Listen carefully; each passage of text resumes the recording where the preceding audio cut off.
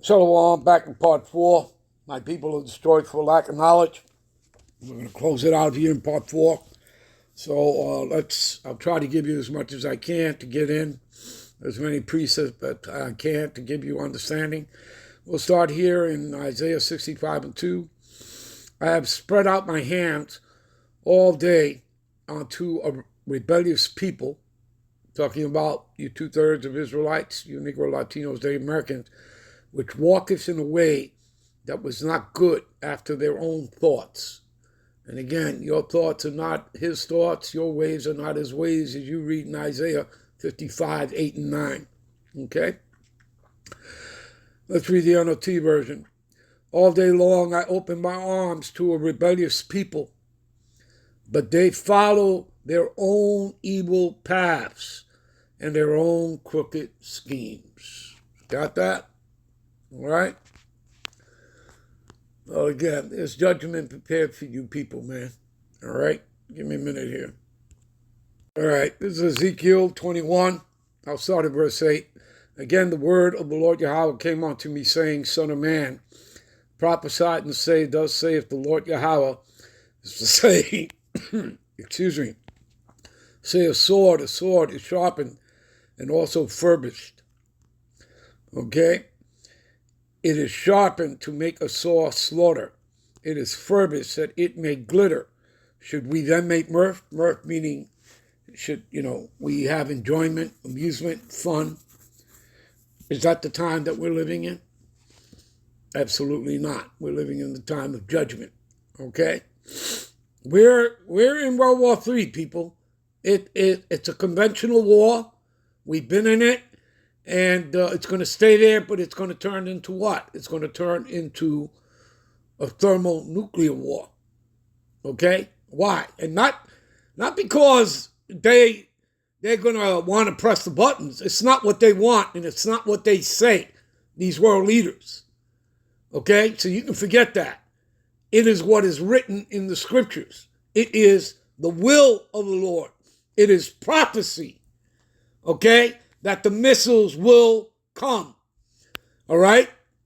That Esau will destroy himself with the missiles. He's going to use Russia to send missiles onto the corporate state of Israel and America, as well as, everyone else that has ICBM capability, okay, including America's own allies. This is all scriptural. So you can forget about what they say to you, what you see on the news. Okay, what you overhear that, I don't think that's going to happen. I think, clearer heads will prevail. It doesn't matter what they say. Okay? They're not in charge. The Lord is in charge here. He ruleth in the kingdom of men. I've already read where there is a king, where there is a king, there is power. You understand that? And the word of the Lord is power. And it's the final say-so. It rules over everyone and everything. Okay? You understand that? All things obey the will of the Most High. You read that in Escalatius 18 and 3. All right? Also known as Sirach. All right? So again, it is sharpened to make a sore slaughter. It is furbished. The sword is furbished that it may glitter. Should we then make mirth? Absolutely not.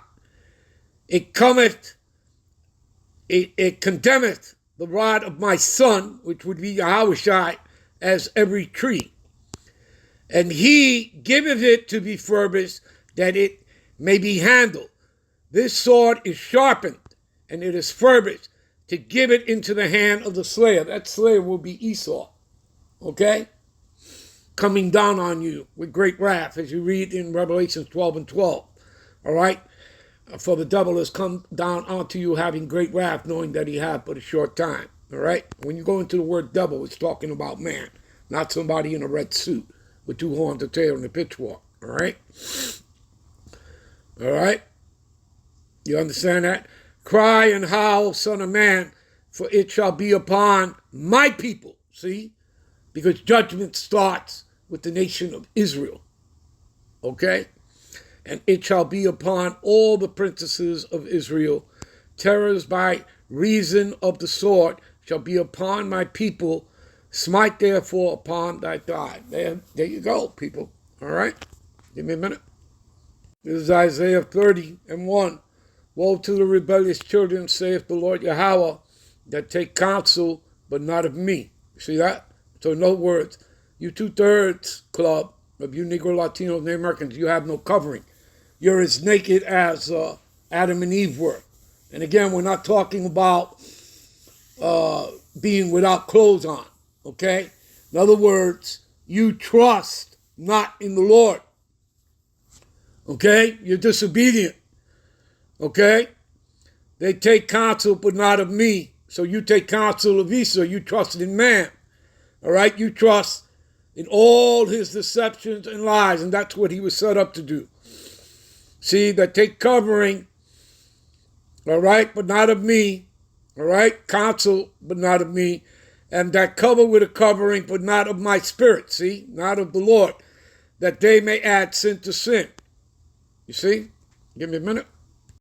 This is Judges 10:14. Go and cry unto the gods which ye have chosen.